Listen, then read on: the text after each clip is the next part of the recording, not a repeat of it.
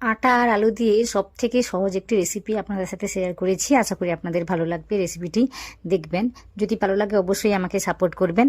তো এখানে আমি আটা দিয়ে রেসিপিটি বানিয়েছি, আপনারা চাইলে কিন্তু ময়দা দিয়েও বানাতে পারেন। তো 2 কাপ নিয়েছি আটা, সাথে দিয়েছি লবণ আর একটু তেল।